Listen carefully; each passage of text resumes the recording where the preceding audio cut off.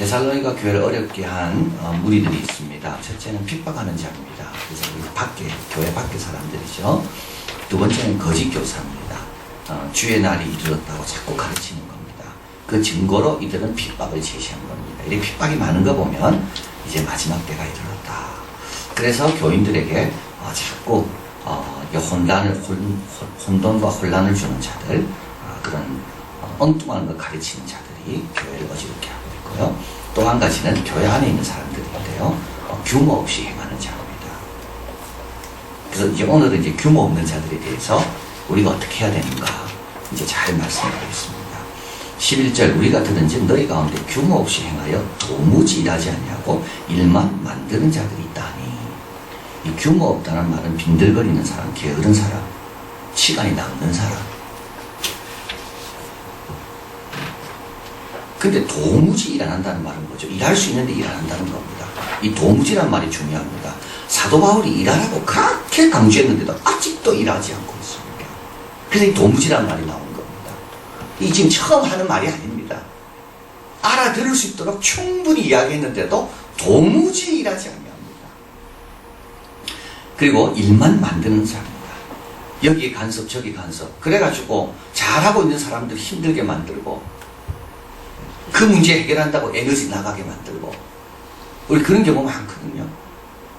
교회가 편했는데 이렇게 일 만드는 사람 때문에 교회가 어지러워지게 되고 그러면요 막 수근거리게 되고 교회는 하나님의 예배드리고 맡은 사명에 집중해야 되는데 이런 거 지금 뒤치다거린다고 여러 사람들이 막 힘들어하고 이게 일 만드는 자들이에요.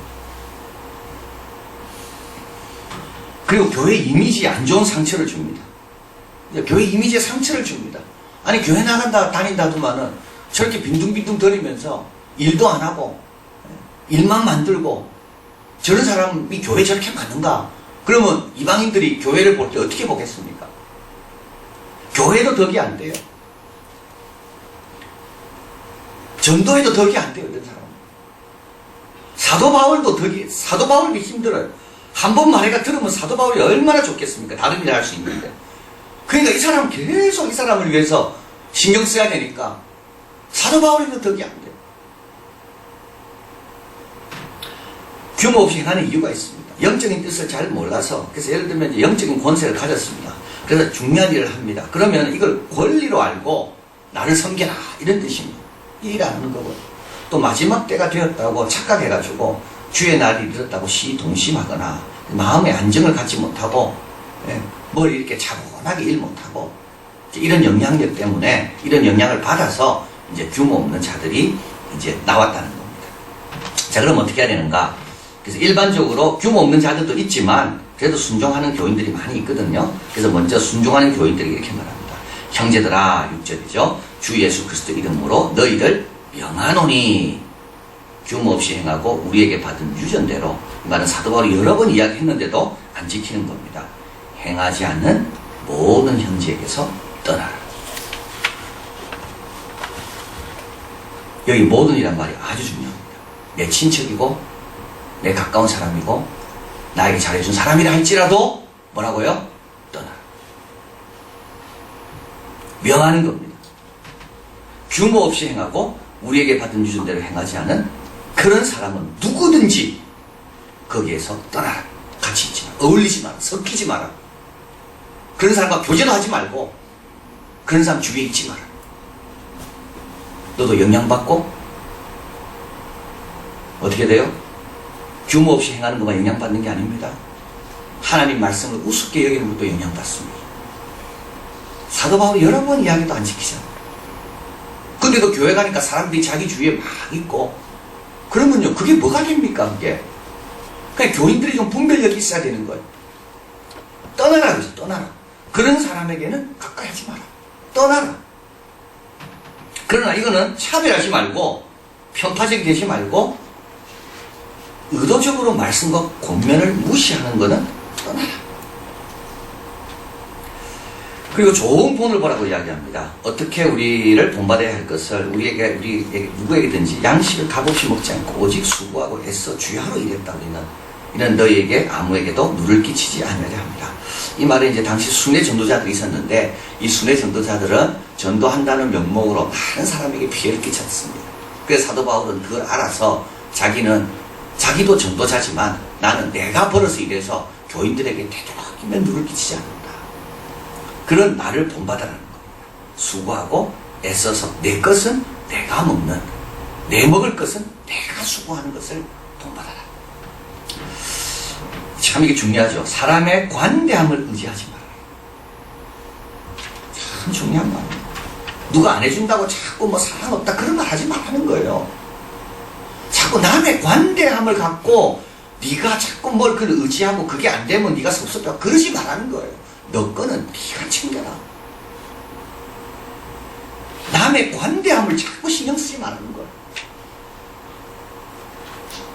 그래서 순종하는 성도들에게는 떠나고 좋은 본을 보고 그리고 이제 순종하지 않는 도무지 아직도 지금 말을 못 알아듣고 지금 일만 만드는 그런 사람을 향해 이야기합니다.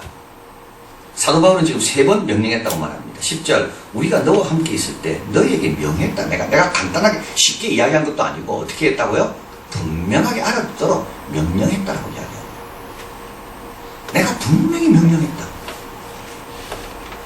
일하기 싫거든 먹지도 마라. 근데 말 안 들어요. 그래서 지난번 데살로니가 전서를 적을 때 또 거기서 또 말했습니다. 또 너에게 명한 것 같이 있을 때 이야기한 거죠. 또 말한다. 조용히 자기 일을 하고 너희 손으로 일하기를 힘쓰라. 이는 외인을 대하여 단정행하고 또한 아무 궁핍함이 없게 하려 합니다. 데살로니가전서에 또 이야기했습니다. 그런데 이게 도무지 일 안 하고 있습니다. 그래서 지금 이제 데살로니가후서를 통하여 또 말합니다. 12절 같이 읽어봅니다. 이런 자들에게 우리가 명하고 계속 명하는 거죠. 지금 주 예수 그리스도 안에서 권하기를 종용히 일하며 자기 양식을 먹으라 하노라. 또 말합니다. 자, 그리고 이제 3번째는 이제 교회 지도자들에게 주는 명령입니다. 성도들은 앞에 부분이죠. 좋은 본을 보고 또 그들과 같이 교제하지 말고 떠나라. 그럼 교회 지도자들은 어떻게 해야 되는가? 13절 형제들아 너희는 선을 행하다가 낙심하지 말라. 계속 선을 행하라. 자기 것도 먹고 선도 행하고. 그리고 14절 참 중요한 말이에요. 같이 읽습니다. 누가 이 편지한 우리 말을 순종치 아니하거든 그 사람을 지목하여 사귀지 말고 저로 하여금 부끄럽게 하라. 사귐은요 그 사람이 자기가 옳은 줄 압니다. 이게 참 문제입니다. 그 사람을 좀 외롭게 해줘야지 그 사람이요 아 내가 틀렸나 그러면서 힘들어하면서 회개하지 순종도 안 하고 잘 지키지도 않고 하나님의 영광 드러내지도 않고 그런데도 같이 교제하고 같이 커피 마시고 같이 하면 이건 사랑이 아니라는 거예요. 어떻게 하라고요? 사귀지 말라고. 사귀지 마라. 그래서 저로 하여금 부끄럽게 해라.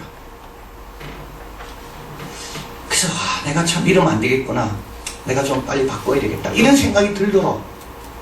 그러나 언제라도 돌아오면 맞을 준비를 해라. 15절 원수같이 생각지 말고 형제같이 구해라. 원수로 생각하지 말고 저도 하나님의 구속받은 형제예요. 빨리 회개하기를 원하는 그런 마음으로 감당합니다. 그래서 여기서 교훈은 성도 간의 사귐의 기준은 뭡니까? 말씀입니다. 여러분 정이 아닙니다. 우리의 사귐의 기준은 말씀에 순종해서 사귀는 거고요. 말씀에 순종해서 떠나기도 하고 그런 겁니다. 우리의 사귐의 기준은 말씀입니다. 그래서 고린도후서에 말합니다. 너희는 믿지 않는 자와 멍해를 같이 하지 말라. 의와 불법이 어찌 함께하며 빛과 어둠이 어찌 사귀며 그리스도와 벨날이 어찌 조화되며 믿는 자와 믿지 않는 자가 어찌 상관하며 하나님의 성전이 우상과 성전이 어떻게 일치가 되겠네요. 그러므로 주께서 말씀 너는 저희 중에서 나와서 따로 있어라. 부정한 것을 만지지 마라. 모든 기준은 말씀입니다. 누구를 사귀고 복음 전하는 자와 가까이 하라 그랬잖아요.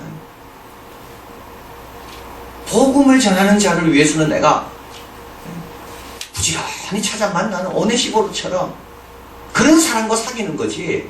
주의 일을 열심히 하고 또 어렵지만 힘들지만 주님 뜻대로 살려는 그런 사람에게 내가 친구가 되는 거지. 그 다른 이유는 그렇게 좋은 이유가 아닙니다. 그리고 그 사람을 도와주는 것도 아니고. 성도 간의 사귐의 기준은 말씀입니다. 여러분, 순종하지 않는 사람은 가까이 하지 마십시오. 말씀을 우습게 여기는 사람은 친구로 삼지 마세요. 그래서 복이 있는 사람은 악인의 꾀도 안 가고 죄인의 길에도 안 가고 오만한 자의 자리에 함께 앉지 않습니다. 우리 아버지를 함부로 말하는데 내가 어떻게 그 사람과 같이 웃을 수가 있습니까? 아버지의 말씀을 우습게 여기는데 그 아들이 내가 어떻게 그 사람과 같이 먹을 수가 있겠습니까? 그건 우리 아버지가 굉장히 마음 상하는 겁니다. 우리의 기준은 말씀입니다. 그리고 또 사랑하는 것도 말씀으로 사랑하는 겁니다. 떠나는 것만 말씀으로 잘하고 저 사람과 함께 하라는 건 또 안 하면 또 안 되는 거죠. 그러니까 떠나는 거든 함께 하는 거든 모든 교제의 기준은 하나님의 말씀입니다. 말씀에 순종하는가 또 말씀에 의한 것인가. 두 번째로 우리 하나님은 값을 지불하게 하십니다. 다윗이 참 너무 멋진 말입니다. 같이 읽겠습니다. 값 없이는 내 하나님 여호와께 번제를 드리지 아니하리라. 이 오르난의 타작마당이에요. 하나님께서 거기에다가 이제 제단을 쌓으라 그랬습니다. 여기가 결국은 성전터가 됩니다. 이때 오르난이 너무 영광스럽기 때문에 이거 그냥 쓰라 그래요. 이때 다윗이 유명한 말을 합니다. 내 하나님께는 값 없이는 안 한다. 정말 멋지. 이게 다윗입니다. 내 하나님께는 값 없이는 안 한다. 하나님께 드리는데 내가 어떻게 남의 것 갖고 드리겠냐고. 하나님께 내가 드릴 건데 어떻게 내가 수고와 땀과 헌신 없이 쉽게 드리려는 그런 생각을 내가 하겠냐고. 하나님께는 값없이는 안 합니다. 자, 너무 멋진 말입니다. 아브라함이 이제 사라가 죽습니다. 이때 이제 사라를 묻어야 될 막벨라 굴을 이제 얻어야 되는데 이때 이 에브론이 다윗에게 아브라함에게 이야기합니다. 참 당신은 하나님 축복받는 사람이니까 이 굴을 그냥 가져가고 그냥 써라고. 이때 아브라함이 뭐라고 말하죠? 아니다. 나는 내게 돈 주고 이것을 사야 될 것이다. 그래서 아브라함은요 이것을 사게 됩니다. 그래서 이 소유가 어디까지 갑니까? 이삭이 죽고 야곱 죽고 그때까지 소유가 됩니다. 만약에 중고 공짜로 받았다면 나중에 뺏길 겁니다. 근데 아브라함은요 참 지혜롭습니다. 호의를 베푸는 거 아닙니까? 에브론이 햇사람 에브론이 당신에게 잘해주면 하나님 나를 축복할 거니까 호의를 베푼 건데 아브라함은요 딱 거절합니다. 어떻게 합니까? 내가 값주고 내가 산다. 그래서 아브라함의 소유 매장지로 정해줍니다. 그게 자기 아들 죽었을 때도요 그 매장지가 아브라함 소유되어 있기 때문에 거기 가고, 그리고 이삭이 야곱이 죽었을 때도 레아가 죽었을 때도 다 막벨라 굴로 가는 겁니다. 우리 예수님 피 흘림이 없이는 사함이 없느니라. 헌신 없이 멸류관 없고 수고와 인내와 값을 지불한 것 없이는 선장은 없습니다.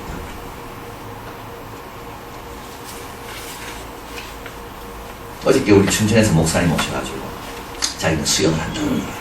그래서 어떻게 수영하게 됐냐 했더니 나는 수영 자신이 없어서 못한다고 해요. 너무 나는 부러워한다고. 수영 잘하는 사람이 난 제일 부럽다고. 저는 부러운 사람이 너무 많아요. 드럼 잘 치는 사람도 부럽고 기타 잘 연주하는 사람 부럽고 하여튼 제가 못하는 거를 잘하는 사람 다 부럽고. 근데 그분들 자기 수영 갔는데 자기도 포기할라 했대요. 근데 85세 할머니가 수영하는 자기가 그래서 어떻게 이렇게 잘하냐고 63세 교사 은퇴하고 수영을 배우기 시작해서 지금 20몇 년 동안 공짜는 없더라고요. 수영장 가서 노는 사람 있잖아요. 100년 수영장 가서 수영 안 됩니다. 참고 견디고 룰대로 막 하려고 자기를 극복해야지 수영이 발전이 있는 거지. 수영장 가가지고 놀기만 하고 뭐 한두 번은 좋죠. 그 다음에 못 가요. 왜냐하면 딴 사람 앞으로 가는데 자기는 여전히 놀고 있잖아요. 신앙도 마찬가지입니다. 값을 지불하지 않으면 내 것이 안 됩니다. 이것이 내 것이 되는 이유는 내가 값을 지불했기 때문에. 그래서 우리 하나님은 다 값을 지불하게 하십니다. 왜냐하면 우리 것으로 삼게 하시고 내 믿음, 내 고백, 내 열매, 내 간증 다 값을 지불하게 하십니다. 그리고 마지막으로 순종하면 더 풍성하게 됩니다. 너희에게 대하여 우리의 명한 것을 너희가 행하고 또 행할 줄 우리가 주 안에서 확신하노니 주께서 너희 마음을 인도하여 하나님의 사랑과 그리스도의 인내에 들어가게 하시기를 원하노라. 이렇게 순종하면 하나님의 사랑 안으로 들어가고 그리스도의 인내로 들어가고 순종하면 더 귀한 것이 기다리고 있다. 자, 그래서 우리도 세 가지를 꼭 기억하셔야 됩니다. 여러분 잘 우리가 분별해서 사귀어야 된다. 그리고 두 번째는 하나님은 값을 지불하게 하시는 것이 하나님의 원칙입니다. 이걸 감당할 수 없는 사람은 은혜로 받지만 본인에게 감당할 수 있는데도 불구하고 은혜로 남의 관대함에 의지하는 것은 하나님 뜻이 아닙니다. 수고해야 돼요. 그리고 순종하면 더 풍성해진다. 기도하겠습니다.